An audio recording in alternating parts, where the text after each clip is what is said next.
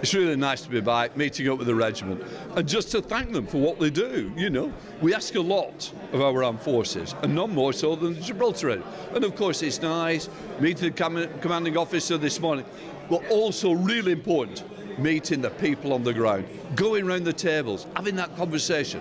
What are your issues? What are your problems? You know, it's not every day that you get a politician in that wants to listen. I want to listen. I want to take on board. And it was listening to concerns. And in fairness, really pleased to be serving with the Army. Really pleased that they're part of the UK family, you know, and that's what it's about, isn't it? You know, and it's about me taking time out as well. So I'm really pleased to be here at Devil's Tower Camp. I think it's fantastic, and just thanking people for serving. And that's what it's about, thanking them, taking the time out to really let them know we appreciate the job they do. I understand that you specifically asked to come here and talk to the regiments. Absolutely. I can't come to Gibraltar without speaking to the people who serve. And I think that's so important, isn't it? You know, it's very easy to forget. Here we are, this outpost of the British Army, sat here. They could be forgotten. I will never forget.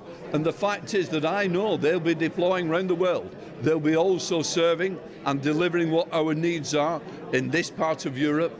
Here we are, the southern tip of Europe, looking across to Africa. Who knows when they can be deployed? We know we need protection to our nuclear fleet that comes in, to shipping that comes in, but also the threats that come with having an outpost part of the UK and overseas territory. We know that there are threats here. The fact that we need to backfill back in the UK, the expertise, what the regiment's got, and the training that they can take back to the UK is so important. So it's a big thank you to them, and part of me being here is to come along and say, thanks for serving. What are your issues? What are your problems? Let me take some of those back for you. You said that you will be writing to the Armed Forces Minister James Heapey on your return to London. What will you be telling him?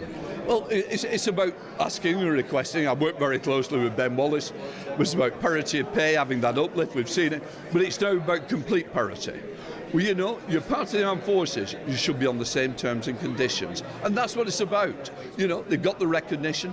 Yes, they're a great regiment, so therefore pay them for the job that they do. The other issue is, of course, the border. That's a bit more out of my remit. That's for others to try and resolve. But what we can say is, if we had the housing here, people wouldn't have to live on the other side of the border.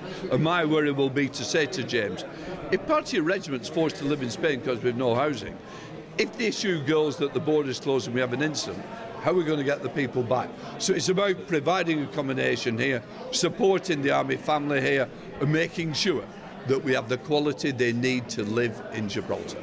And finally, I see you wearing your regimental tie today, and I've seen you wearing that in the House of Commons on more than one occasion. Absolutely, I'm always proud to wear the tie.